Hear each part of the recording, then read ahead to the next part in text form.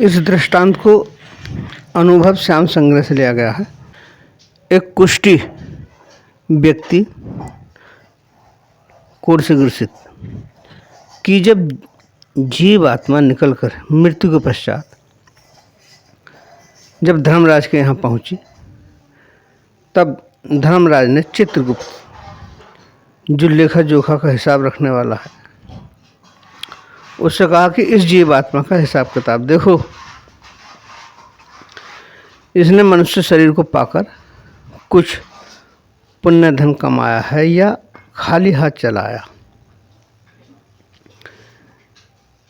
तब चित्रगुप्त ने कहा, प्रभु इसे नरदेह में कुष्ठ रोग भोआए, प्रभु में मन कैसे लगे कहूँ ही समझा। चित्रगुप्त ने धर्मराज से कहा, प्रभु इसे नरदेह में कोढ़ की बीमारी लग गई थी, उसकी वजह से यह भजन नहीं कर पाया। उधर जीव भी बहुत चालाक और बहानेबाज था। जीव ने कहा, प्रभु मुझे जो मनुष्य का शरीर प्राप्त हुआ था, उसमें बीमारी लग जाने के कारण मैं भजन नहीं कर सका। मैं दुखों से इतना असहाय हो गया था, मेरा चिंतन मेरे शरीर में घाव और पीड़ा की तरफ रहा। अब मेरी आपसे विनती है, मुझे एक बार मनुष्य का जीवन दे दीजिए। अब की बार मैं परमात्मा का चिंतन अवश्य ही करूँगा। यहाँ कबीर साहब समझा रहे हैं कि नाम जपत कुष्ठी भला, जो चुई चुई गिरे चाम, कंचन देह किस काम की, जा मुख नाही राम। कबीर साहब कह रहे हैं कि अरे जब परमात्मा का चिंतन ही तो करना है, उस परम तत्व का जानना ही तो है। अरे क्या कुष्ठी देह हो और क्या भली चंगी, ये तो कभी भी कर सकता है, कहीं भी कर सकता है, किसी पल भी कर सकता है। चलो ठीक है, बहाने के लिए बहुत मौके, आगे बढ़ते हैं। शरीर तो व्याधियों का घर है ही, चाहे जितना भी दुख तकलीफों से गुजरना पड़े, फिर भी सत्यनारायण प्रभु परमात्मा का नाम स्मरण करते हुए, कीर्तन करते हुए अपने जीवन को व्यतीत करें। फिर सुंदर काया किस काम की, जिसमें प्रभु परमात्मा का नाम स्मरण नहीं किया जा सकता। तब उस जीव ने कहा कि कह निश्चय सरकार में सुंदर तन को पाए, भजियो परमानंद को शपथ करूँ मन लाए। वह कुष्ठी जीवात्मा कहने लगा, हे प्रभु, मैं ये सौगंध खाकर कहता हूँ कि मैं स्वस्थ शरीर को पाकर आप ही का स्मरण करता रहूँगा। जीव का आग्रह देखकर धर्मराज ने उसे स्वस्थ शरीर देकर मृत्यु लोक में भेज दिया। धीरे धीरे बच्चे से बड़ा हुआ और कुछ समय में ही हष्टपुष्ट हो गया। वरदान मिला हुआ शरीर था, लंबाई चौड़ाई अच्छी हुई और शरीर भी ताकतवर था। अब उन्हें ताकत का उन्माद होने लगा। जीव ने प्रभु से किए हुए वादे को भूल गया और अपनी ताकत के बल पर अनेकों जीवों को तरह तरह से कष्ट पहुंचाता। थोड़े से पैसों के लिए तो दूसरों का कत्ल भी कर देना उसके लिए एक आम सी बात हो गई। इसी तरह से जीवन को व्यतीत करते करते उनका यह जन्म पूरा हो गया।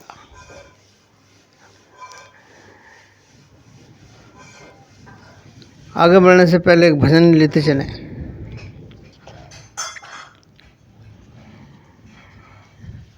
कि अधैव कुरुतच्छेद मात्वाम कालो अधिगमहान, को ही जानाति तस्यात् मृत्यु कालो भविष्यति। कि जो श्रेष्ठ कार्य तुम्हें करना है उसे आज ही कर लो, कहीं तुम्हारा शुभ अवसर न निकल जाए। ये कोई नहीं जानता आज किसकी मृत्यु का समय है, किसी को नहीं पता। जो तेरे पास है, जो तेरे हाथ में, उसे तो कर सकता है। न मूत्र सहायार्थ पिता माता चतिष्ठता, न पुत्र ज्ञाति न धर्म तिष्ठति केवला। परलोक में सहायता के लिए माता पिता नहीं रहते और ना ही पुत्र स्त्री या जाति वाले वहाँ पहुँच सकते। वहाँ तो केवल हमारा धर्म ही हमारा सहायक होता। काहू ना ही सुख दुख कर दाता, निजकृत कर्म भोग से भ्राता। तुलसीदास जी ने कहा, अरे कोई किसी का साथी नहीं भाई, यह तो मनुष्य का क्या हुआ ही कर्म उसका साथ। नींद निशानी नासिकी, जाग अभी नर जाग रे। नींद निशानी नाशिकी, जाग अभी नर जाग रे। जो भी जागा मालिक पाया, तू गफलत में सोता रे। नींद निशानी नाशिकी, जाग अभी नर जाग रे। नींद निशानी नाशिकी, कामी जागा काम की खातिर, तिरसाग्नि बुझी नहीं। जितनी बुझाई उतनी बाड़ी, कामुकता सिर चढ़ी रही। भोग में रोग, रोग में जगना, ऐसा आखिर कब तक रे। नींद निशानी नाशिकी, सूदिया का सूद रे जागे, गले लोभ की फांसी है। लालच लागे जन्म गमाए, कैसी ये बर्बादी है। देख पराए माल को, चोर जागे रे। नींद निशानी नाशिकी, स्वार्थ लेकर सब जग जागे, गठरी आशिकी बांधी है। गठरी नीचे दुनिया सारी, चाहत कितनी अंधी है। कल्पना स्मृति में जागे, बड़े अभागे रे। नींद निशानी नाशिकी, जाग अभी नर जाग रे। कल्पना, जब कोई युवा स्थिति में होता है तो उसके लिए हर समय ऐसा लगता है कल्पना में डूबा हुआ कि काश में ये होता, काश में वो होता, काश मेरे पास इतना धन होता, इतनी सुंदर स्त्रियां होती, ये होता और वो होता। और जो बुजुर्ग व्यक्ति हो चुके हैं उनकी स्मृति जगी रहती है हर समय। अरे भाई, इससे पहले मैं जवान था, मेरे पास ये था वो था, घोड़ा गाड़ी रथ महल दुमहले बंगले नौकर चाकर इत्यादि सैकड़ों तरह की स्मृति बनाकर रखता। ये सब अभागे हैं। जगने से परलोक बनेगा, सोया तो दुख होएगा। जगने से परलोक बनेगा, सोया तो दुख होएगा। बंधन जगत से टूट जाएगा, जो सत्संग मन धोएगा। संत विवेकी सतगुरु जागे, संत विवेकी सतगुरु जागे। तू रुकने जाग रे, नींद निशानी नाशिकी। जाग अभी नर जाग रे, निधि निशानी नासिकी।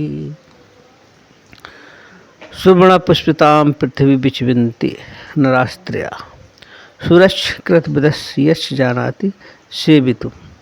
ये पृथ्वी सोने के फूलों वाली है। ये फूल 3 तरह के लोगों को मिलते हैं, जो वीर पुरुष हैं, जो विद्वान में निपुण हैं और सेवा करने वाले हैं। सद दोष पुरुषेण हतव्य भूति विच्छिता निद्रा तंद्रा भयम क्रोध आलस्यम दीर्घ सूत्रता। ऐश्वर्य उन्नति चाहने वाले व्यक्तियों के लिए नींद, तंद्रा अर्थात ऊँघना, डर, क्रोध, आलस्य, दीर्घ सूत्रता अर्थात कार्य में देरी करना, ये 6 आदतों को या इन 6 दुर्गुणों को त्याग देना चाहिए। कबीर रसरी पाँव में क्या सूबे सुख चैन, सांस नगारा कूच का बाजत है दिन रात। कबीर साहब कह रहे हैं, भाई तेरे पैर के अंदर रस्सी बंधी पड़ी है और एक सांस कूच की तैयारी में लगा पड़ा, नगारा बजा रहा, मगर तुझे आहट ही नहीं हो पा रही, समझ नहीं पा रहा और सुख चैन में सो रहा है। इससे फायदा क्या? अभी भी मौका है, सोच समझ। दृष्टांत की तरफ चलते हैं। यहाँ कबीर साहब समझा रहे हैं कि ऊंचा होई के नीच सतावे ताकवल मोह से पावे। जो जीव देवे पीर काहू हम पुनि ओल दिवा में ताहू। कि दृष्टांत के मुताबिक उसने हष्ट शरीर प्राप्त करके अपने से जो कमज़ोर वर्ग के लोग हैं उन पर दबंगाई दिखाकर अपनी ताकत का भरपूर फायदा उठाया। तो इसलिए कबीर साहब यहाँ समझा रहे हैं कि जब कोई जीव किसी दूसरे जीव को दुख देता है तब वो ही बदला उस जीव के द्वारा उसे प्राप्त होता है। अब वह फिर जीव आत्मा धर्मराज के पास पहुँच गया। तब धर्मराज ने चित्रगुप्त से कहा, हमने इसे स्वस्थ और सुंदर शरीर देकर मृत्यु लोक में भेजा था, इसका बही खाता खोलकर देखो, इसका कितना पुण्य और पाप है। धर्मराज इतना कह ही रहे थे, झट से वह जीव बोल पड़ा, शरीर मोही सुंदर मिलो जामे कमी न भाए, कमी रही इस बात की धन पायो ना आए। प्रभु आपसे मैंने स्वस्थ शरीर प्राप्त किया, परंतु प्रभु आपने मुझे धन नहीं दिया। मैं इस मनुष्य शरीर को पाकर धन के अभाव में दुखी रहा। प्रभु न दोष इसमें मेरा, निष्दिन क्षुधा ने मुझको घेरा। क्षुधा निवारण उपाय न कोय, ताते निष्दिन छीन न होए।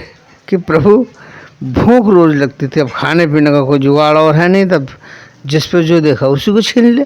अब आगे जीव कहने लगा कि मैं अपनी आजीविका चलाने के लिए इधर उधर से हाथ मार लिया करता।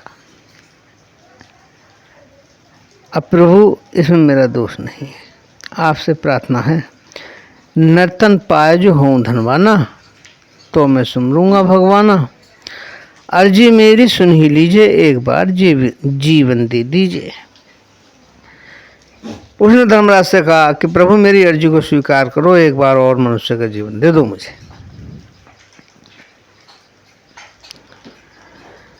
जीव बहुत बहानेबाज और चालाक था, उसने धर्मराज को मक्खन लगाया, प्रभु मैं अब की बार तो चूका, परंतु अब नहीं चूकूंगा।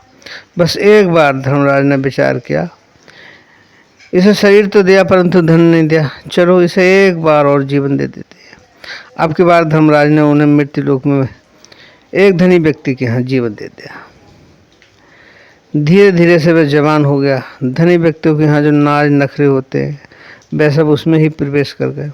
ऊपर से रूप मद, यौवन मद, धन मद, राज मद, जाति मद, सारे मदों की खानी उसके अंदर भर गई और प्रभु के साथ जो क्या हुआ वादा था उसे गए भूल। अब धन के बल पर जो अधर्म के काम किए जाते हैं, बेखौफ होकर उस जीव ने खूब किए।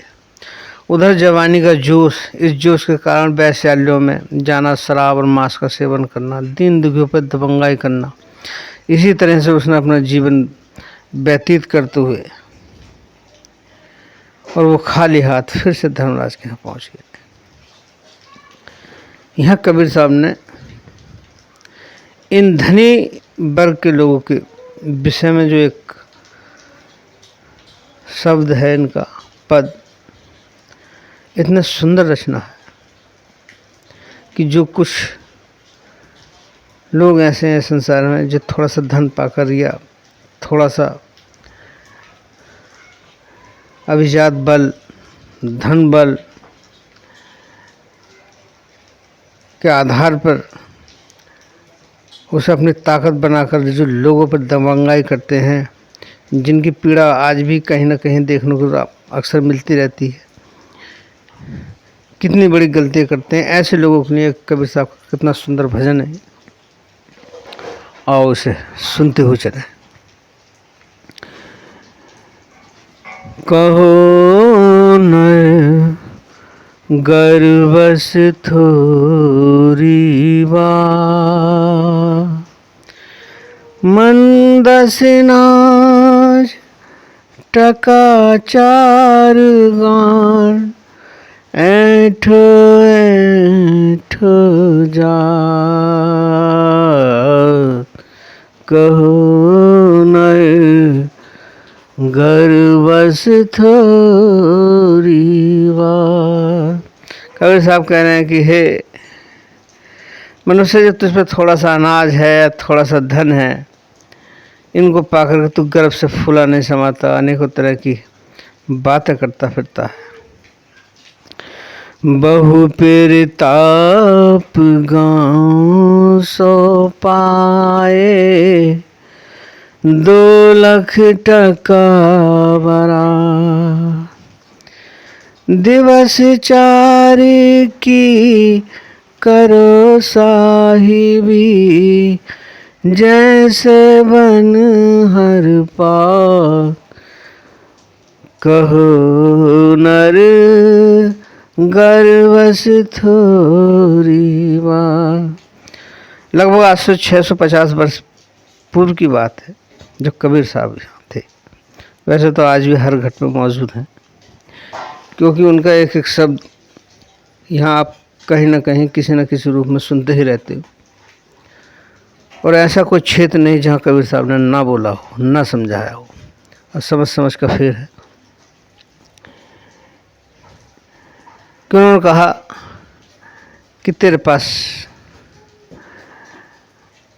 अधिक पुण्य के हिसाब से पहले जमींदारियाँ और राज घराने थे, कुछ क्षेत्रों पर उनके अधिकार होते थे कि मतलब बहुत अच्छे प्रताप से, अच्छे पुण्य से तुझे प्राप्त हो गया और इसकी तरह सहाय भी करी, अर्थात मालिकाना हक जताया। मगर एक दिन ये जैसे बनहर पात, जिस तरीके से बन के पत्ते झड़ जाते हैं, एक दिन ये तेरी सहाय भी सारी झड़ जाएगी, फिर कुछ नहीं रहेगा। अगली पहली पे चलते हैं। ना को ले आयो ये धन, ना को ले जा, रावण हूँ ते अधिक छत्रपति, छिन में गए बिलात, कहो नर गर्वस थोरी बात। कि रावण शरीक है, इस संसार में आए और आकर चले गए, तेरी के बिसात। हर के संत सदा थिर पूजो, जो हर नाम जपा, जिन पर कृपा करत हैं गोविंद, ते सत्संग मिला, कहो नर गर्वस थोरी बात। कि हर के संत सदा थिर पूजो, अरे जिन संतों ने उस परमात्मा का स्मरण करा है या आने वाले लोगों के लिए मौका दिया है अपने अनुभव प्रकट करें, उन संतों के विषय में जानो, समझो, परखो, उनके चरण रज को उठाओ और मस्तक पे लगाओ कि हर के संत सदा थिर पूजो, जो हर नाम जपात, जिन्होंने उस परम प्राप्ति के लिए अनेकों अनेक यत्न किए और अपने को उन्होंने फिर इसी कार्य के लिए आगे को बढ़ा दिया और आम जनों तक सुंदर वाणियों में, अच्छी अच्छी वाणियों में, सुगम वाणियों में सत्संग के प्रवचन भी, उपदेश भी करे और अपने तरीके से पुस्तकें लिख लिख कर भी ज्ञान भेजा। फिर भी मनुष्य ना जाने क्या है, किस मिट्टी से बना हुआ समझ में नहीं आता, कुछ समझ ही नहीं पाता। मात पिता बनीता सुत संपत, अंत न चलत संगा, कह कबीर राम भजबो रे, जन्म अकारथ जा, कहो नर गर्वस थोरी वा। कि सब कुछ ऐसे ही निकल जाएगा, इस मनुष्य जन्म को क्यों अकारथ बता रहा। कबीर साहब ने समझाया कि संसार में जो भी आया वह एक दिन मृत्यु को प्राप्त हो गया, यह हो जाना है। जिसने भी धन का अहंकार किया, ना उसका धन रहा ना उसका तन रहा। जो परमात्मा का वास्तविक धन है उसे प्राप्त नहीं करता। जो सत्य रूपी धन है वो तेरे साथ जाएगा। धर्मराज ने अपने मंत्री चित्रगुप्त से कहा, इस जीव को स्वस्थ शरीर और धन दिया था। मंत्री ने कहा, हाँ जी। धर्मराज ने कहा, इसने स्वस्थ शरीर और धन पाकर परमात्मा का भजन किया या नहीं। तभी जल्दी से वो जीव झट से फिर बोल पड़ा, स्वस्थ शरीर और धन मिलो, बुद्धि मिली न मोहिनाथ, मति बिन सुमरन किम करूं, मति मिले मोहि साथ। स्वस्थ शरीर में बुद्धि जो पाऊं, तो मैं राम नाम चितलाऊं। यह मेरी विनती सुन लीजिए, एक बार बुद्धि दे दीजिए। बुद्धि सहित नर्तन जो पई हूँ, निश्चय रामचरण चितलही हूँ।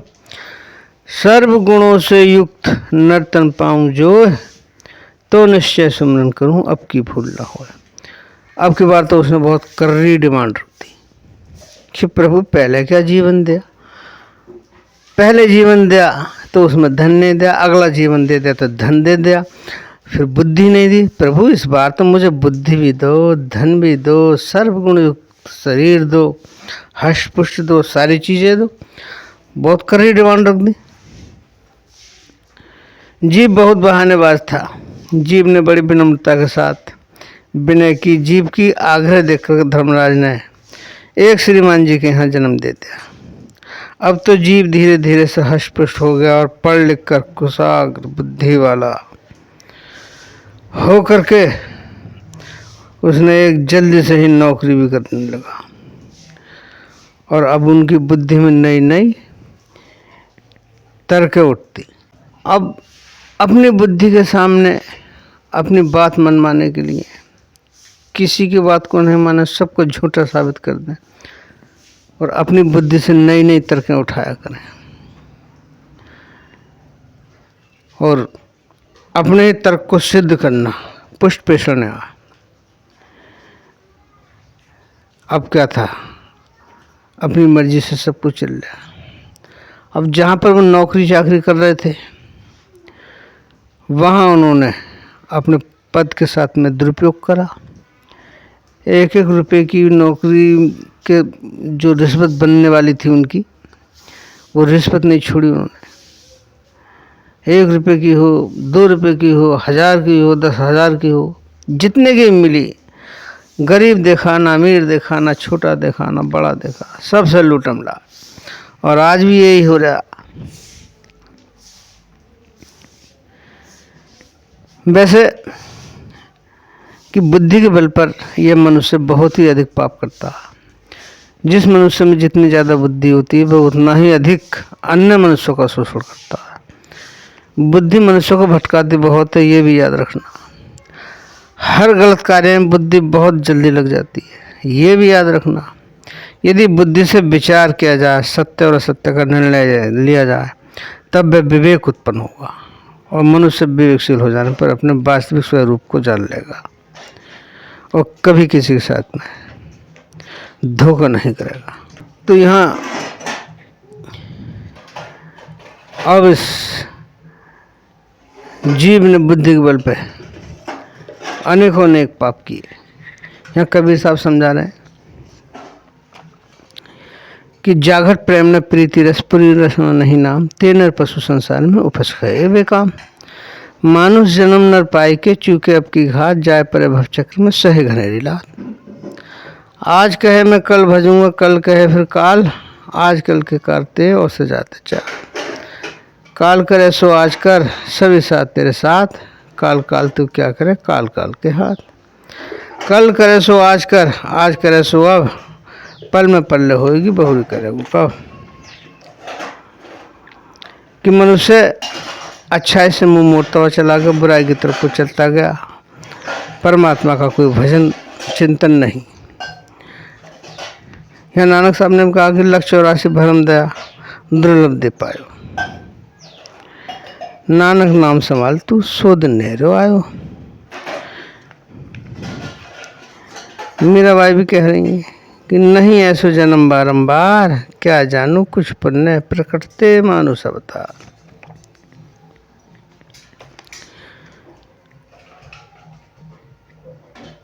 अब यह जीव अपनी बुद्धि के बल पर अनेकों अनेक पाप करके और फिर इस शरीर को यहीं छोड़कर जब जीवात्मा निकल कर गया, तब धर्मराज ने चित्रगुप्त से कहा कि चित्रगुप्त, हमने इस जीव को स्वस्थ तन धन और बुद्धि दी, इसने प्रभु का भजन किया या नहीं। तब चित्रगुप्त ने अपना वही खाता देखकर कहा, रोगी शरीर निरोग कियो, धनवान कियो, बुद्धि दे दीना। बुद्धि पाए के सुचाल चलो नहीं, भजन क्यों ना राम ही चीना। बुद्धि बेचकर वेतन लीना, पुनि तरक से घूसो लीना। ऐसे ही आयु बिताए दई, धर्म करार का ख्याल न कीना।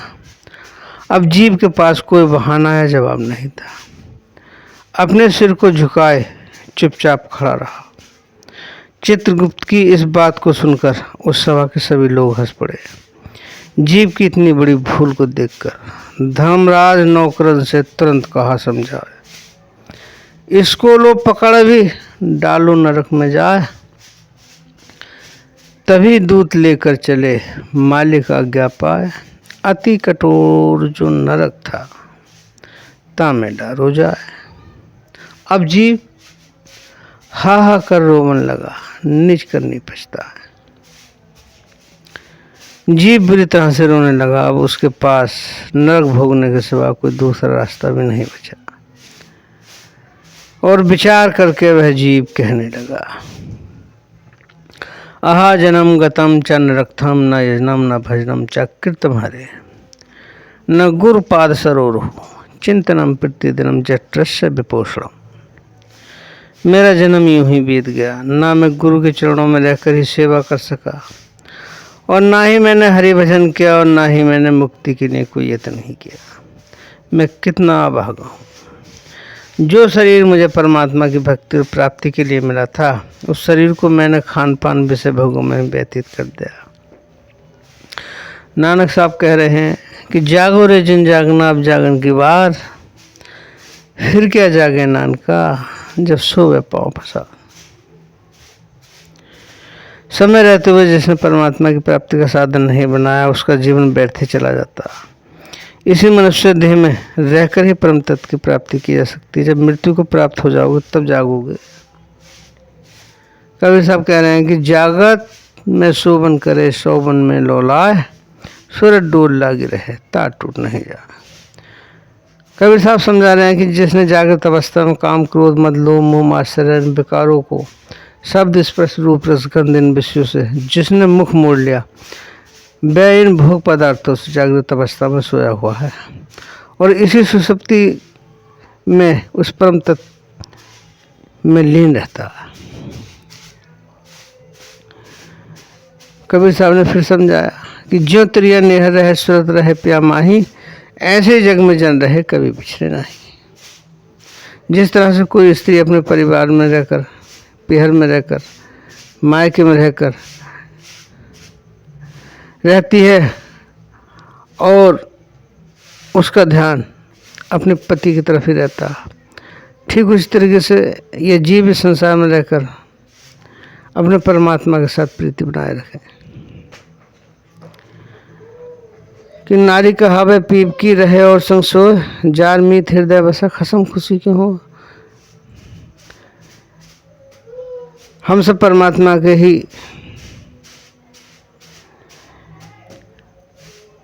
प्रतिनिधि हैं, फिर भी परमात्मा से दूरी बना के रखते हैं।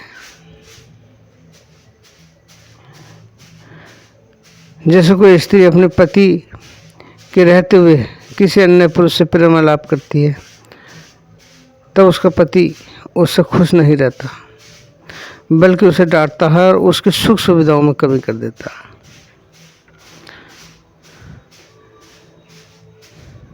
यहाँ कबीर साहब ने समझाया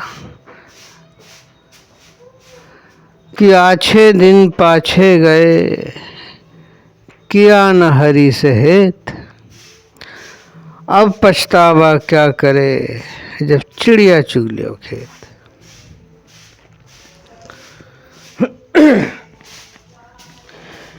पहले क्यों न करी रखवारी, पहले क्यों न करी रखवारी, अब तो चिड़िया चुन लियो खेत। पहले क्यों ना करी रखवारी, अब तो चिड़िया चुन लियो खेत। इस शरीर रूपी खेत को इंद्रिय रूपी चिड़िया चुग रही हैं और रोज चुग रही हैं। जो इसकी देखभाल नहीं करता, रखवाली नहीं करता, ये खेती उजड़ जाती है। भवसागर की चिड़िया सारी, कोई कारी कोई से, इनसे बचना चाहे जो प्राणी हरि से कर ले हेत। पहले क्यों ना करी रे रखवारी, अब तो चिड़िया चुन लियो खेत। मात पिता सुत कुटुंब कबीला सब स्वार्थ के है, अंत समय कोई काम ना आवे अब तो मूर्ख चेत। पहले क्यों ना करी रखवारी, अब तो चिड़िया चुन लियो खेत। राम नाम की करो कमाई, दया का कर लो खेत। ज्ञान ध्यान के बेला लेकर निर्भय होकर जो, पहले क्यों ना करी रखवारी, अब तो चिड़िया चुन लियो खेत। वहाँ की पूंजी यहाँ गंवाई, रहा खेत का खेत। कह कबीर सुनो भाई साधो, चला गया तू से। पहले क्यों ना करी रखवारी, अब तो चिड़िया चुनियों के, वहाँ की पूंजी यहाँ कमाई। बार बार मनुष्य जन्म में आया गया। अब जो उस पर शुद्ध सात्विक जो कमाई थी, अर्थात अपने आत्मस्वरूप होने की, उसने उस पूंजी को यहाँ मनुष्य देह रख करके गंवा दिया। अब गंवा किस तरह से दिया? क्योंकि ये शरीर हाड़ मांस से जो बना हुआ नजर आता है, जो इन पंचभौतिक चीज़ों से बना हुआ नजर आता है, इसके पीछे, इसके अंदर एक जो सर्वशक्तिमान चीज़ है, उसे ना जान करके इंद्रियों के फेर में फंसकर, उनके विषों में फंसकर इस शरीर का नाश कर देता, अर्थात उस पूंजी को समाप्त कर रहा है। रहा खेत का खेत, अर्थात इस शरीर को पा करके बार बार शरीर के भोगों को भोगता है। इस योनि से उस योनि तक जाता, जिस योनि में भी जाता वो भी खेत और ये भी खेत। अब कह रहे हैं कबीर साहब कि इस मनुष्य जन्म को पाकर भी तो खाली हाथ चला गया, बेकार होकर चला गया, मूर्ख बनकर चला गया। अरे तने इस मनुष्य देह का कोई फायदा नहीं उठाया, कोई लाभ नहीं कमाया, तो तेरा जीवन तो व्यर्थ ही चला गया। अभी भी जाग, सोच समझ, समय तेरे पास बहुत है, समझ